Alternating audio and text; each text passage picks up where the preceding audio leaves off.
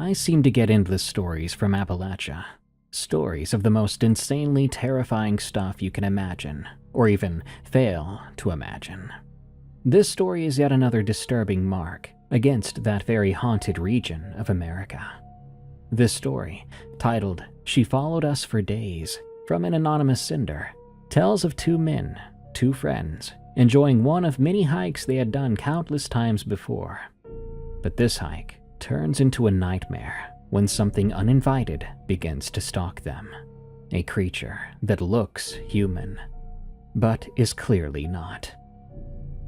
Before we begin, I have a quick announcement. From here on, to better adhere to YouTube's policies, I've decided to do gameplays for the visuals of my videos, featuring yours truly playing various scary games. The audio, however, will be completely the same as usual. In order, this video showcases the following games you can find on itch.io: Slide in the Woods, The Radio Tower, Hunting, Late Night Mob, and Easter Night. I might even be making a sort of appearance on my videos soon, too. Thank you for your understanding, and enjoy the story as usual.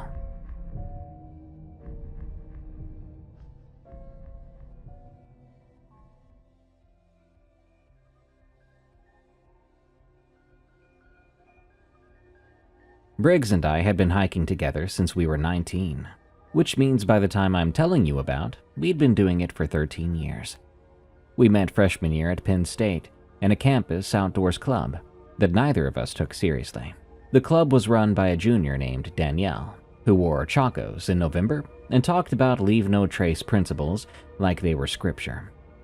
Briggs sat next to me at the first meeting, leaned over and whispered, "If she says mindful one more time, I'm going to eat my own hand." And that was it. That was the whole friendship, right there in the first 30 seconds. Some people you spend years getting to know, but Briggs, I understood him immediately, and he understood me. We never really had to work at it. We started with day hikes in Rothrock State Forest, moving on to overnighters in the Alleghenies, and by junior year we were planning week-long trips. After college, we scattered like everyone does. I went to Pittsburgh for a marketing job I hated. Briggs stayed in State College and got into carpentry, which suited him much better than office work ever could. But every October, no matter what, we met up for a section hike. We had done chunks of the Long Trail in Vermont, the Tuscarora Trail, parts of the AT in Virginia, and New Hampshire. 13 Octobers in a row. Briggs called it the only appointment he would never miss, and considering that Briggs had missed his own sister's wedding rehearsal dinner because he forgot what day it was, that meant something. The October I'm telling you about is 2019. We were both 32 years old. We picked a 5-day section of the Appalachian Trail through central Pennsylvania, starting near Swatara Gap and heading northeast through St. Anthony's Wilderness toward Clark Creek. If you've ever hiked the AT, you probably just winced, because the Pennsylvania section has a bit of a reputation. Thru-hikers call it Rocksylvania. The trail is brutal on your ankles, miles and miles of loose shale and jagged sandstone, where every step is a decision, and a wrong one means a sprain or worse.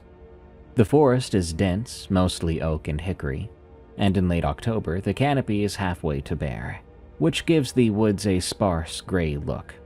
The views are few, the terrain is relentless. Most thru-hikers put their heads down and grind through Pennsylvania as fast as they can. We loved it though. Briggs and I had both grown up in central Pennsylvania, and there was something about the stingy difficulty of those trails that felt like home. The rocks didn't care about you. The forest did not perform for you with scenic overlooks and wildflower meadows. You hiked it because it was there, and it asked you to prove that you could. The ultimate challenge. So we started at Swatara Gap on a Tuesday morning in late October. The trailhead parking lot was empty except for a pickup truck with this faded NRA sticker and a Labrador asleep in the bed. October is off-season even by Pennsylvania standards, and the deeper you go into St. Anthony's Wilderness, the less likely you are to see another person. That was part of the appeal. The wilderness area is about 30,000 acres of unbroken forest, the largest roadless area in southeastern Pennsylvania, and the Appalachian Trail cuts through the heart of it. There's no cell service and no road crossings for long stretches, just rock and root and trees, and white blazes painted on trunks every couple hundred yards to tell you you're still on the right path. The first day was good, a perfect late October day in fact, cool and dry. The trail climbed out of Swatara Gap through a rocky corridor, then leveled out along a ridge, and Briggs and I fell into our usual rhythm, hiking side by side when the trail was wide enough, single file when it narrowed, talking when we felt like it, and quiet when we didn't. That comfort is the thing I value most about Briggs. I've hiked with other people before, people who think that silence is just too awkward and there has to be constant noise, but Briggs has never been afraid of a quiet mile. We talked about his daughter, Lily, who had just turned 4, and was, according to Briggs, already smarter than both of us combined. But in his own words as well, that's not saying much. We talked about my job, which I was thinking about leaving, and we discussed whether the Eagles had a real shot that year, a conversation that lasted about 45 seconds before we both agreed they didn't and moved on. We ate lunch on a rock outcrop overlooking a creek valley that was pretty in a modest Pennsylvania way. I mean, it wouldn't make a good postcard, but I was still glad to see it. It was around late afternoon, I think 4:30, when I saw something off the trail that I didn't think much about at the time. We were hiking through a dense section of oak forest where the undergrowth had died back for the season, leaving the ground covered in brown leaves and exposed rock. The visibility through the trees was decent, maybe 60 or 70 yards, before the trunks got thick enough to block the view. I was looking to my left for no particular reason, and I saw this shape on the ground, low and pale, about 50 yards into the woods. A dead deer, huh? Was my first thought. The color was wrong for the forest floor, too light against brown leaves, and it was roughly the right size. But I was moving and the trees kept interrupting my sightline, and by the time I stopped and looked back, I couldn't find it again. "Hey, did you see that?" I asked Briggs. He was behind me, watching his footing on the rocks. See what?" "Something off in the trees, light-colored. Maybe a dead deer?" Briggs glanced into the woods and shrugged. "A lot of deer up here." He went back to watching his feet. I looked for another few seconds, scanning the leaf litter between the trunks, but there was nothing, except of course for the trees, the rocks, and the brown carpet of October. I let it go and kept hiking. We made camp at a flat spot near a seasonal creek around 5:30, right as the light was going amber and the temperature was starting to drop. The campsite was unofficial, nothing more than a patch of level ground that other hikers had clearly used before, with a fire ring made of stacked rocks and a couple of logs dragged into position as benches. We set up the tent, a 2-person Big Agnes that we'd been sharing since 2014, and Briggs got a small fire going while I filtered water from the creek. We chowed down on some rehydrated chili, I love that stuff, and drank instant coffee that tasted like it had been made with pond water. Briggs told me this long story about a client who had hired him to build a deck, only to change the design 4 times in 2 weeks. He told it well. Briggs had always been a better storyteller than me. He does voices and gestures and builds up to a punchline like he's constructing it. Which, I mean, I guess he was. The evening was cold and clear with stars everywhere. You don't get that kind of sky anywhere near the city. We sat by the fire until about 9 p.m. Then we crawled into the tent. Briggs fell asleep fast. Dude could just flip a switch in his head and be out like that. Wish I was like that. It always took me half an hour, maybe more, to get to sleep every night. So I lay awake for a while, listening to the woods.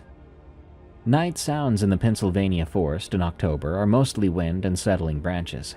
The oak trees creak. Small animals move through the leaves. There's a baseline rustle that you get used to after a few minutes, and then eventually you just stop hearing it. It becomes background static. I was lying on my back in my sleeping bag, nearly asleep at long last, when I heard something that cut through that baseline. A branch creaking, a real one, not the light snap of a twig under a squirrel, but the creak of something heavy enough to stress a limb. It came from the south, uphill from our camp, maybe 30 or 40 yards out. I opened my eyes and listened.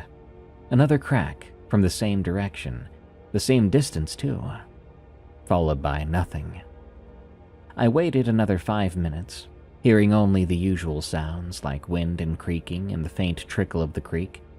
Gotta be a deer, I told myself. Just a doe moving through the undergrowth. A big doe, or maybe a small buck. Sounded normal to me, so I rolled over and went to sleep.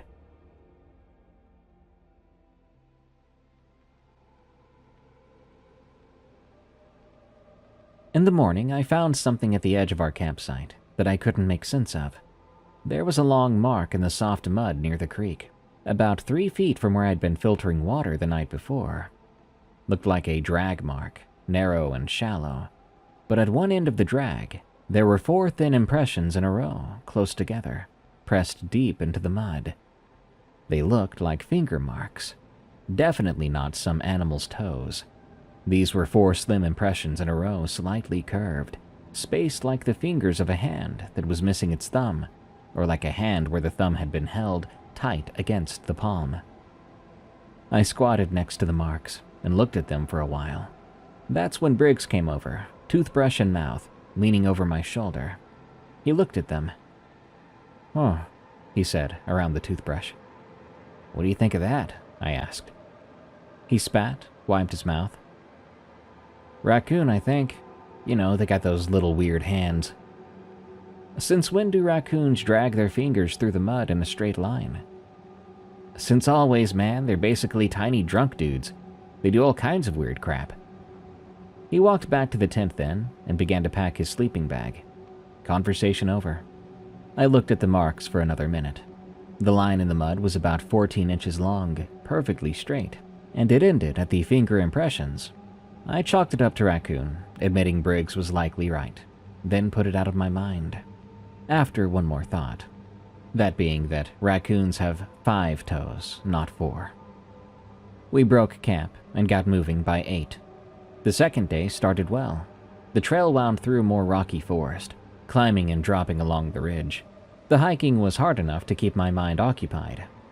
It was an overcast day, cooler than the day before, with a flat gray sky that made the bare trees look like pencil drawings. We talked less than usual. Briggs seemed quiet, and I figured he was just working through the rocks, thinking about whatever Briggs thinks about when he goes quiet, which I've never actually asked him. Around midday, we stopped for lunch on a section of trail that ran along the top of a narrow ridge. The ground dropped away steeply on both sides, maybe 40 feet down to the left, into a rocky hollow, and a gentler slope to the right, toward a creek. We sat on our packs and ate peanut butter on tortillas. I was looking out over the hollow when I saw something move down in the rocks below us. It was pale. So obviously pale, because it was in front of some gray-brown rocks, and that kind of paleness did not belong to any animal that I could name in those woods. It was moving along the bottom of the hollow, roughly parallel to the ridge we were sitting on, and it was quite low to the ground. I couldn't see it clearly because of the angle and distance, and because it kept passing behind rocks and dead brush. But what I could see was enough to make me put my tortilla down. It was moving on all 4s, but not like a bear. A bear walks in a rolling sort of way, its weight shifting side to side, and you can always tell what a bear is even at a distance. This moved differently. The limbs were too long relative to the body, and the motion was quick, reminding me more of a spider covering ground across someone's kitchen floor. I watched it for about 10 seconds as it moved through the hollow below us, in and out of cover, heading in the same direction we'd been hiking. "Hey, Briggs, look down there." He looked.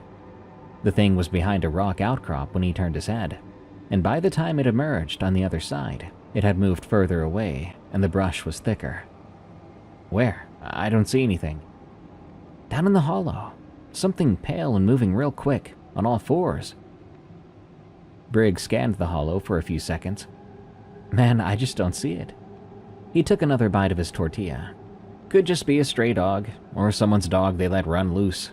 You know how some campers are." "Yeah, but we haven't seen another person in 2 days." "So it's a stray for sure then. Or just a coyote. Coyotes can look light-colored from a distance. He chewed and shrugged. Are you going to eat your lunch, or are you going to keep staring into the woods like a golden retriever? I looked back into the hollow. Whatever I'd seen was gone now. The rocks and dead brush sat there now, looking very ordinary. And after a minute, I picked my tortilla back up and ate it. But still, I kept glancing down into the hollow while we finished our lunch. When we packed up and started to hike again, I found myself listening to the woods on both sides of the trail. I hadn't been doing that before. The afternoon passed slowly. The sky stayed overcast, and the temperature kept dropping. By 3, it felt like an early evening. We were deep into St. Anthony's wilderness now, hours from the nearest road in either direction, and the forest felt very closed in now. The trail was certainly narrower here, hemmed in by mountain laurel thickets on both sides, that dense evergreen growth that stays green year-round and blocks your vision at about 10 feet. You could hear things moving in the laurel. Small things, probably, the rustling of chipmunks and ground birds. But there was something to it, or maybe that was in my head, something about it that made me look left and right as we walked. At about 3:30, Briggs stopped. I almost walked right into his pack. Okay, he said. I just want to say, for the record, that I see it too. See what? He pointed behind us, back down the trail. The path curved about 50 yards back, disappearing around a bend in the laurel. I've been checking behind us for the last 20 minutes. I kid you not, every time I look, there's something back there, just at the curve. My throat felt tight. What does it look like? I can't tell. It's there and then it's not. Might be an animal following our scent, which is normal, I guess. Coyotes follow hikers sometimes. He paused. But I just don't think it's a coyote. I turned and looked at the curve in the trail. The trail between the bushes was a corridor of packed dirt and flat rock. I didn't see anything. I believe you, man, I said. I saw something in the hollow earlier that didn't look right. I wonder if it's the same thing. We stood there on the trail for a minute, 2 grown men staring back the way we'd come. But nothing showed itself, and the forest made its normal sounds. After a while, that fear started to feel silly. Could be a bobcat, Briggs said. They follow people sometimes too. Curious critters. Yeah, could be. We turned and kept hiking. We made camp early that evening, a little before 5 o'clock, at a spot near a stream that the trail crossed on a series of flat rocks. We set up the tent close to the water, and I gathered firewood while Briggs filtered water and started heating dinner. The campsite here was more exposed than the previous nights, a wider clearing in the forest with better sight lines. I noticed both of us positioning things so we could see the tree line from where we sat, though neither of us mentioned it out loud. Over dinner, Briggs brought up the thing on the trail. So, I've been thinking about what we saw back there. He poked the fire with a stick, sending sparks up. You know there's a story about that section of the AT, right? I swear, there's a story about every section of the AT. Half of them involve the same ghost hitchhiker, I replied. No. This one's different. I read it on a forum a couple years back. A thread about Pennsylvania trail legends. Most of it was garbage, but there was a guy who posted something long about St. Anthony's wilderness specifically, and it stuck with me. He poked the fire again, this time setting the stick down afterward, and he looked at me. I could tell he'd been holding this in since the afternoon. Briggs is not the kind of guy to just throw things out casually. When he tells you something, it's because he decided he has to. So the story goes back to the 1860s, he explained. There were coal towns all through this area back then, little company towns in the hollows. Most of them are gone now. But you can actually still find the foundations and old mine shafts in the woods, if you know where to look. One of the towns was called Roush Gap. It's on the AT, actually. We'll be passing through it tomorrow or the day after. There's nothing left of it but some stone foundations and the old railroad grade. I knew about Roush Gap. It's one of those ghost towns that the AT passes through. You can read about it in trail guides. But Briggs wasn't talking about the town itself. Let me see. There was a woman in Roush Gap. I think her name was Mary Coyle? Her husband worked the mines. They had 3 kids. In 1868, there was a mine collapse, a bad one, and her husband was one of the men killed. Standard tragedy for the era. But Mary didn't leave town like most widows did. She stayed. The neighbors said she stopped talking, stopped eating, and she stopped coming to church. And then, one day in the winter of 1869, she walked into the woods and didn't come back.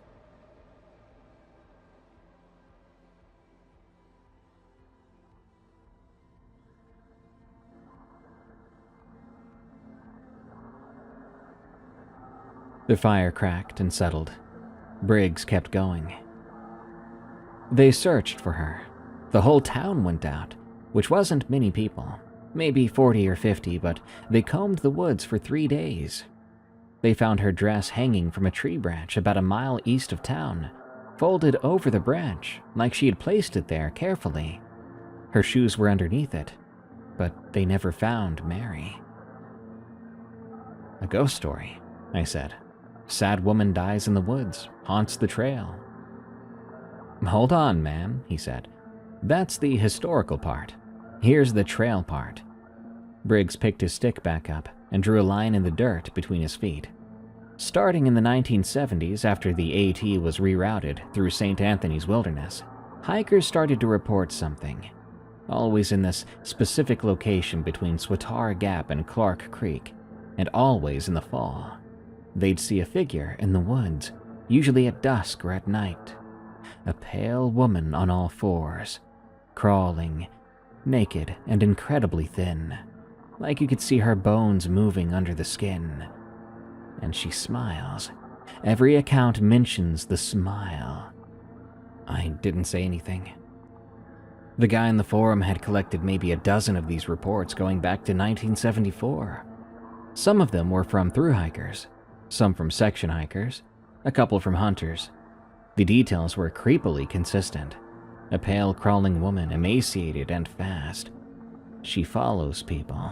She watches them from the tree line. She comes into their camps at night and circles them, and she smiles, always smiling. What does she do? I asked, trying not to sound too scared. That's the thing, he said. In most of the reports, she doesn't do anything. She follows and watches, and she shows up and she smiles at you. Then she leaves. A couple of the older reports mention her getting closer, touching tents, making sounds. One through hiker in 2004 said she followed him for 2 full days, and he could not get her to go away. He tried yelling at her, tried throwing rocks. Nothing worked. She just kept crawling along behind him, always about 30 yards back, and every time he turned around, she'd freeze and just smile at him. He said the smile was disturbing, said it looked like a real smile, as if she were genuinely happy, like she was having the time of her life. Briggs stopped drawing in the dirt and looked at me. The fire was between us, and it put shadows on his face that made him look older. The forum guy called her the Roush Gap Crawler. A dumb name if you ask me. But I read that thread at 2 a.m. on my phone in bed. Read it a few times over, too. And I didn't sleep too good after. Ever since, I've thought about it more than I'd like to admit. I looked at the dark trees at the edge of the firelight. Nothing but sheer blackness between the trunks. That kind of abyssal darkness that could be 10 feet deep, or 1,000. Something in me wanted to laugh at the story. It was just a campfire legend, after all.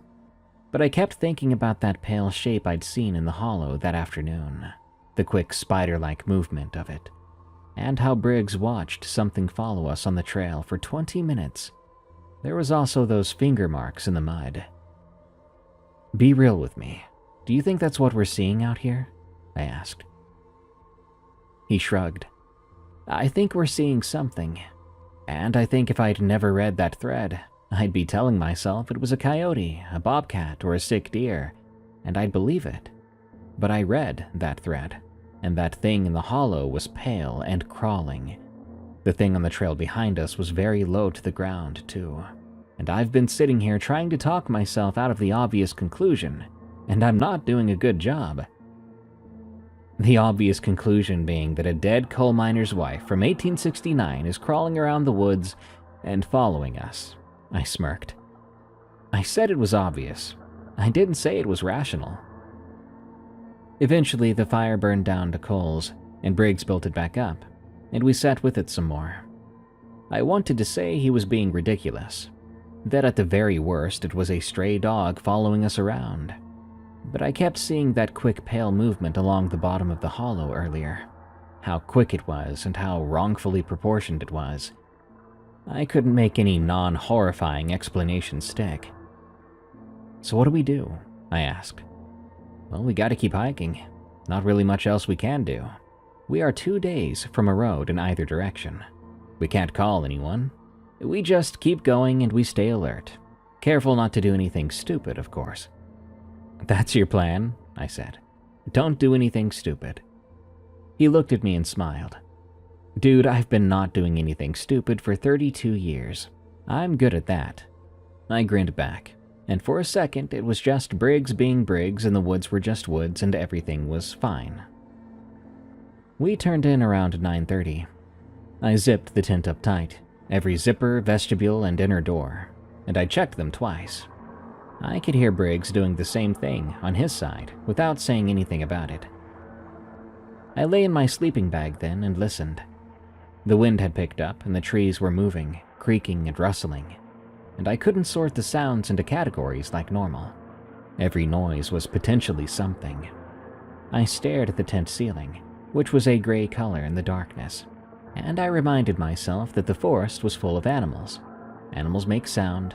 This was a normal night. Nothing from the underworld is going to come out here and drag us away.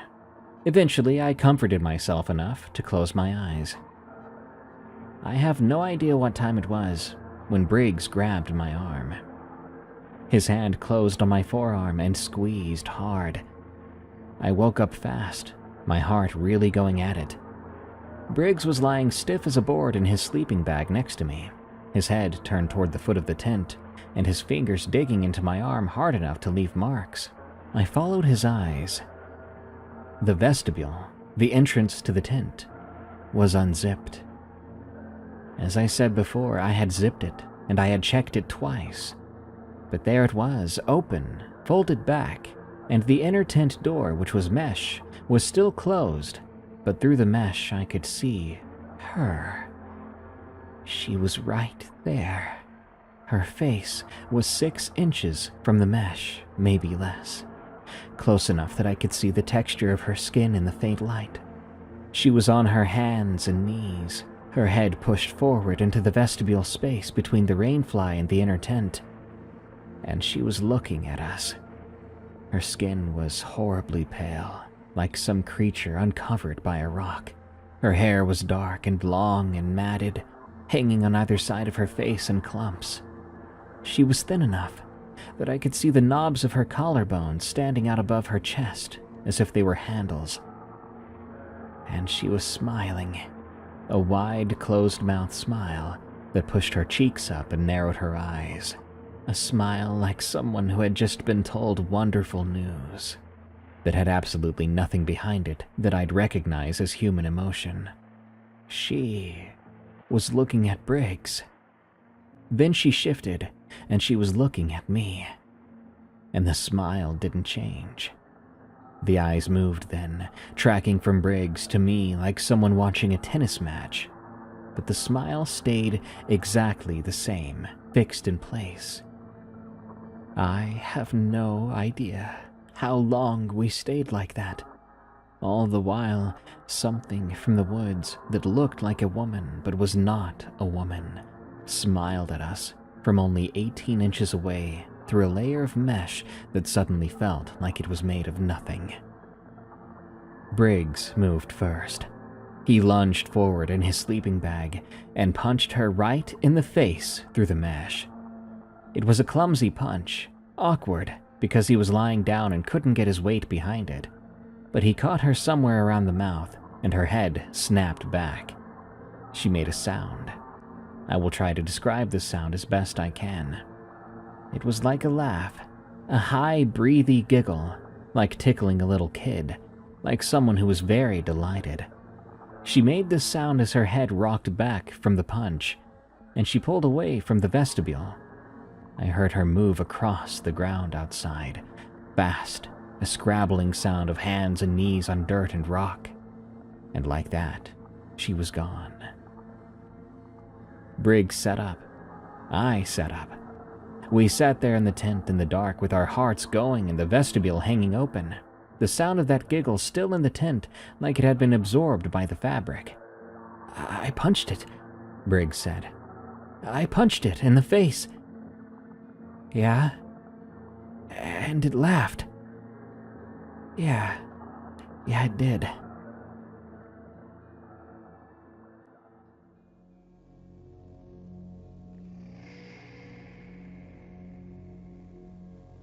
Briggs was breathing hard. I could see his hand shaking as he reached for the vestibule zipper, pulling it closed. He zipped it up, unzipped it, then zipped it up again, running the pull back and forth like he was testing it, making sure it would hold, knowing it wouldn't matter if she wanted to open it again. We did not sleep that night. We sat in the tent with our headlamps on and our backs against our packs, listening, and we stayed like that for the remainder of the night. We heard the usual forest sounds and nothing else. She didn't come back, but the quality of the silence had changed. Every pause of sounds outside felt like it could be occupied, like something out there was waiting for us. Dawn came slow and gray. We packed in silence and got on the trail before full light, headlamps on, moving fast over the rocks. Neither of us said a word about what happened. There was a mutual understanding that both of us knew what we saw was real, and that there was no need to discuss it. Not yet, not until we were out. We needed to make use of all the daylight time we had. We concentrated on leaving for about 2 hours. At 9:15 on a rocky section of trail, which climbed through a gap in the ridge, Briggs stopped ahead of me, and he said, "She's back." I turned around. She was on the trail behind us about 30 yards back, right at the edge of where the trail curved out of sight between two boulders. She was on all fours. In the daylight, I could see her more clearly than I wanted to. She was definitely naked, as thin as she'd looked through the tent mesh, ribs and spine showing up through the skin, and her body was the color of candle wax. Her hair hung around her face and touched the ground. Her hands were flat on the trail surface, and her fingers were long. I could see dirt under the nails from where I stood. And she was smiling still, that same wide and fixed smile, like she was in the middle of the best day of her life. I stared at her, and she stared at me. She didn't move. She was perfectly still on the trail in the gray morning light, crouched on all fours, like a sprinter waiting for the gun to go off. And the smile never wavered. The eyes never blinked. I realized after about 5 seconds, I was holding my breath. Some part of me had decided that if I made a sound right then, she would come towards me. "Let's go," Briggs said. "Don't look at it. Just walk." I turned around and walked like he said. I could hear Briggs behind me, his boots on the rock, and behind him, I could hear nothing. That was so disturbing. Why couldn't I hear her? We hiked for 10 minutes without stopping. Then Briggs looked back and said, "Oh God, she's still there. Further back, but still there." We kept going. Every 15 or 20 minutes, one of us would check behind us, and she would be there, always at around the same distance, crawling along the trail in our wake. She never closed the gap. She never fell too far behind either. She matched our pace pretty well, like a shadow. And every time we looked, there she would be, smiling. "She's playing with us," Briggs said around noon. We were sitting on a rock eating trail mix, which neither of us wanted, but we had to do it. We'd been hiking hard for 5 hours straight, and our bodies were running out of fuel. She was crouched on the trail behind us, 40 yards back, still and smiling. The world's most sickly dog waiting for its owner to finish a conversation so they could keep going on their walk. What do you mean playing, Briggs? I mean, to her, this is a game. She comes to the tent, she watches us, she follows us. She's not trying to hurt us yet, but she's entertaining herself. You know how a cat will play with a mouse for an hour before killing it? It bats it around and lets it run, catches it again. Man, this is what that feels like. Dude, that analogy does not end great for the mouse, Briggs. I know. He chewed his trail mix and looked over his shoulder at her. I'm trying to figure out the rules. If it is a game, there are rules to it. There's a thing she wants and a thing she doesn't want. Maybe if we can figure it out, we can make it out of here. The thing she wants is to follow us and smile at us. Yeah, and the thing she doesn't want is to be hit in the face, apparently, because she left when I punched her. I don't think she liked that. But she laughed when you punched her, Briggs. He went quiet, before eventually saying, she did laugh, but she still left, right? He stood up and shouldered his pack. We need to keep moving. We're about a day and a half from Clark Creek if we push it. If we hike until dark and start again at dawn, we can be at the road by tomorrow afternoon. So we hiked. She followed. The afternoon was cold, and the trail wound through dense forest with rocky gaps and long stretches of mountain laurel, where the bushes became too close on either side, forming a sort of green tunnel. In the laurel, we could not see her behind us. I kept hearing sounds in the brush on both sides, quick rustling movements. I kept expecting her to jump out of nowhere and do something horrible to us. Around 3 in the afternoon, Briggs said something I didn't expect. I need to tell you something. He was ahead of me on the trail, walking fast, not looking back. Can it wait? I'm kind of focused on not being eaten by a wild female boogeyman. It can't wait. That's the point. If something happens to us out here, I need you to know this. His voice didn't sound so Briggsley anymore.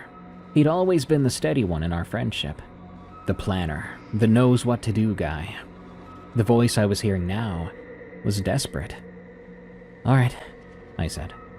Tell me. He kept walking, boots crunching on rocks and his pack swaying. He talked to the trail ahead of him, like it was easier than talking to my face. You remember when your dad was in the hospital in 2012? I felt something cold move through me, separate from that fear in the woods and the thing following us. My father had died of cancer in November of 2012. He'd been in the hospital in Altoona for the last 3 weeks of his life. I had driven down from Pittsburgh every weekend, but during the week I was at work, and the hospital was 2 hours away. I kept telling myself there would be more time. Yeah, I remember, I said. The night he died, Briggs went on. Thursday night. You were in Pittsburgh. You told me afterward that the hospital called your mom and your sister, but nobody called you, and you didn't find out until Friday morning, and you didn't get to say goodbye. I had told Briggs this. In fact, I told him this once at a bar in State College, about 6 months after my father died. That was the drunkest I'd ever got, and I told him that the thing I couldn't forgive was that no one had thought to call me. My mother called my sister called my aunt, and somehow in the chain of phone calls that happens when someone dies, my number got skipped. I woke up on Friday morning to a voicemail from my mother that started with, "I'm so sorry, honey," and my father was already 12 hours gone. Briggs was still talking. His voice was steady and careful. Your dad's nurse called me Thursday night, around 10 p.m. Your dad had given her a list of numbers to call. You were on it. I was on it. She called me first because my number was at the top of the list. She said your dad was asking to see you and that the doctors thought it would be tonight or maybe tomorrow, and I could get in touch with you and let you know. He stopped walking. He turned around and looked at me. He looked so sad. I was at Kevin Dougherty's house at the time. We were watching the Steelers game and I was drunk. Really drunk, man. I picked up the phone and I heard what the nurse said and I told her I'd call you. Then I hung up. I put the phone down and I forgot. I forgot to call you. I passed out on Kevin's couch at halftime and I didn't remember the call until the next morning. And by then your mom had already left you a voicemail that your dad was dead. And there I was, the person who was supposed to tell you to get in the car and drive to Altoona to spend a few moments with your dad before he died. And I'd forgotten to do it. My head spun, and I felt really hot under my skin. It felt like the ground was shifting under my feet. You told me no one called you, I said. I know. I sat in a bar with you and I told you that the worst part was that no one called me. And you knew. You knew the whole time. I knew the whole time. He wasn't looking away from me. It looked like he was forcing himself to hold eye contact, and he looked like he was in pain. I've wanted to tell you every single day for the last 7 years, every hike and every phone call we've had. I had to sit there knowing that you spent the last night of his life asleep in your apartment because I was too drunk to call you. I'm telling you this now because we're in these woods with that thing behind us. I don't know if we're gonna get out of this, but I can't die with you not knowing. I looked at my best friend of 13 years. 2 things were happening inside me at the same time. Rage, pure rage, filling my chest and working its way throughout my whole body. The other was something I didn't expect. The understanding that Briggs had been carrying this for so long. It had clearly been eating him alive. I don't know what to do with that, I said. And truthfully, I didn't. You don't have to do anything with it right now, man. You can hate me later. I just needed you to know. I opened my mouth to say something else, not sure what it was, but Briggs looked past me, and his expression changed. She's closer, he said. I turned. She was 20 yards behind us on the trail.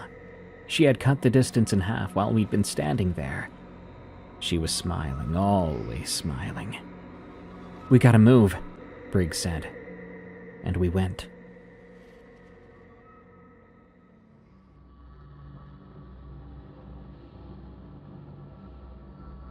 The next 2 hours were the hardest hiking I've ever done. We pushed northeast on the trail, as fast as the rocks would allow, which was not as fast as either of us wanted. The Pennsylvania AT punishes you for rushing. The footing is loose shale and angled sandstone. If you move too quick, you're gonna roll an ankle or worse. We pushed anyway, and behind us, she kept pace. She was closer than before, maybe 20 or 15 yards at most.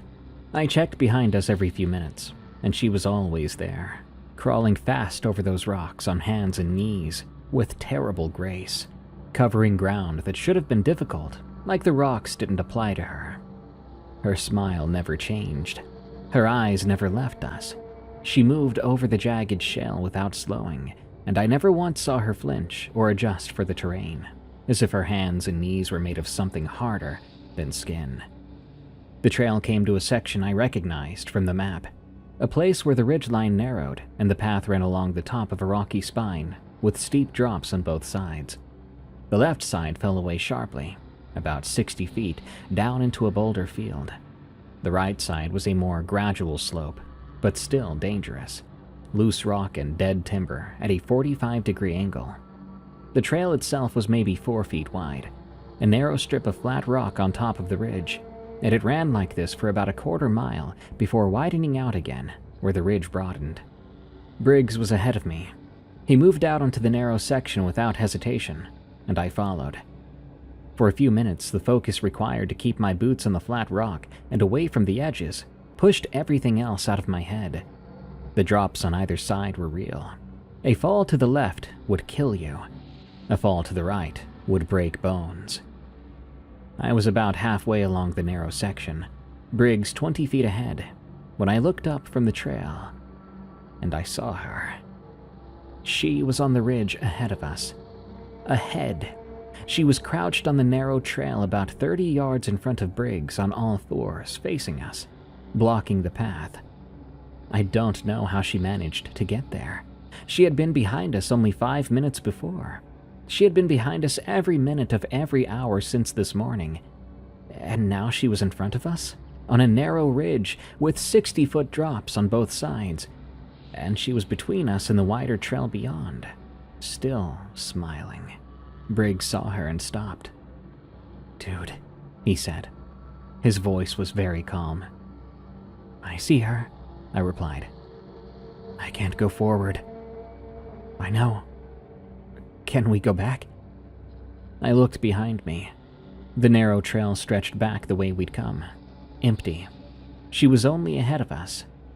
I turned back to face forward, and Briggs was standing still on the narrow ridge, his pack silhouetted against the gray sky, and beyond him she was crouched on the trail motionless, smiling at us. But then she started moving. She came towards Briggs on her hands and knees, crawling along the narrow ridge with that quick and fluid motion, covering the distance between them faster than I could even process. Briggs took a scared step back, more steps before he finally bumped into me. We had nowhere to go. The trail behind us was clear, but backing up on a 4-foot wide ridge of loose rock while facing forward, that's how you fall off a mountain. We couldn't turn around. We had no room. She closed to 20 yards, 15.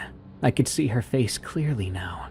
The smile was too huge. The muscles of her cheeks pulled up so far that her eyes were nearly shut, and behind the slits of her eyelids, I could see her pupils tracking us. Her fingers gripped the rock as she crawled, and I could hear her nails clicking on the stone, a rapid ticking sound. She was making a sound in her throat. That giggle, that breathy, delighted giggle she'd made when Briggs had socked her in the face. But it was sustained, continuous. 10 yards. I could smell her, and she smelled of rotten milk. Her skin was so pale and so thin that I could see the veins in her hands and bones. It was so horrible that the elbows looked like knots tied in rope. Briggs did something brave and possibly stupid then. He crouched down on the trail, making himself low, making himself solid, and he planted his boots and he said, loud and firm, like he was trying to teach an aggressive dog a lesson, "Stop!" And she stopped. Only 8 yards away. She crouched on the narrow ridge, and the giggling trailed off. She looked at Briggs with her head tilted slightly to the side. "Turn around," Briggs said. "Go back." She didn't move. She watched him.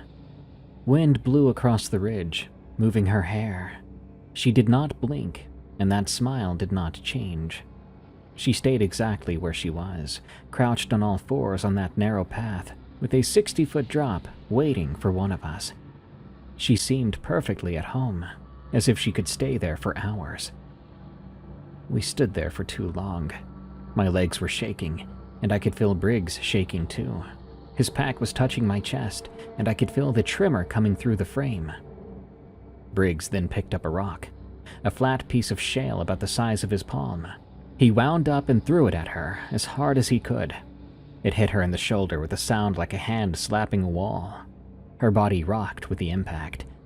She made a giggle again, loud, almost a shriek this time, but it still sounded like pure glee. She rocked back on her heels. Then she did something that I've played in my head more times than I can count. She reached out with one hand and placed it on the rock at the edge of the trail, right at the lip where the ridge dropped away 60 feet into the boulder field. She kept her eyes on us, kept the smile on us. She shifted her weight onto that hand, leaning out over the drop, body angling sideways off the trail, and she began to move. She crawled off the trail and onto the near vertical rock face of the ridge's left side, moving sideways and down, her hands and feet gripping the stone at an angle that is impossible for any human, like some sort of evil gecko on a wall. She moved about 10 feet down the rock face, then stopped and hung there, clinging to the side of the ridge below the trail. Her face turned up towards us, smiling, watching, waiting. She had cleared the path. She had moved off the trail and onto the cliff face as if it were a sidewalk, and she was hanging there below us in a position that would have killed a human climber without ropes. "Go," Briggs said. "Go now." We went. We walked past the spot where she'd been, fast but careful, placing our boots on the flat rock with everything we had. I looked down as I passed her position. She was there on the rock face below me, clinging to the stone with fingers and toes. Her face tilted up toward me as I walked by. Her smile looked more enormous than ever. If she was going to be that happy for me, then I guess I was happy for her too. We made it to the wide section of the trail and ran. A bad idea to do on the rocks in the Pennsylvania AT, but we ran anyway, stumbling and catching ourselves and running again. And we did that until neither of us could run anymore. After that, we walked fast, and we didn't stop until the light was almost gone. We did not make camp that night. We hiked through the dark with headlamps on, following the white blazes from tree to tree, and for that time, we did not see or hear her. The forest was quiet, and it finally felt normal again, but even that didn't mean anything to either of us. We made it to the road at Clark Creek at 11:40 the next morning. We walked out of the trees and the gravel road was right there, so beautiful, with a metal gate and a trail register and a brown National Forest sign. I could have kissed that pavement. Briggs sat down on the gravel next to the sign and put his hands in his hands. I called his wife, Jenna, from the first spot where I could get signal. I let her know we were okay, but we'd had a rough trip, and I asked if she could come pick us up. She said she would be there in 2 hours. We sat on the guardrail and waited. We were incredibly jumpy. The road was empty and the sky was still gray, the trees still bare. But now we were on the other side of the guardrail, not on the side of those woods. Briggs finally spoke. "Is she still back there?" I looked at the tree line where the trail emerged from the forest. The white blaze on the last tree was visible, a rectangle of white paint on dark bark. Beyond it, the trail curved into the trees and disappeared. I couldn't see anything on it. "I don't know," I said. "Me neither." He looked at his hands. His right knuckles were scraped from where he'd punched her through the tent mesh. "Do you think she just stays in that section, between Swatara and Clark Creek? Or do you think she goes wherever she wants?" I didn't have an answer. I kept staring into the woods, hoping that she was contained to that place. Jenna picked us up at 2:15 p.m. We put our packs in the back of her SUV. Briggs hugged his wife, and she looked at me over his shoulder with a question on her face. We drove back to State College. The car was so warm and nice. Lily was in her car seat asleep, and Briggs reached back, holding her hand without waking her up, and he didn't let go the entire drive.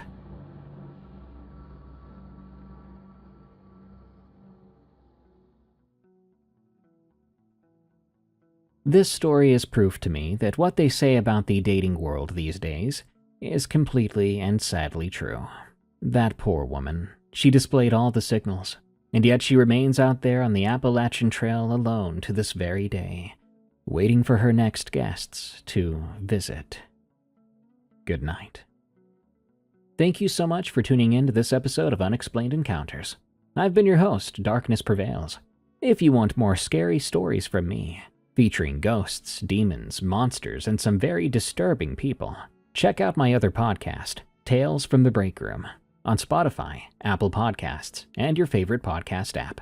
Till next time, everyone, stay safe out there and stay creepy, because this world is a strange one.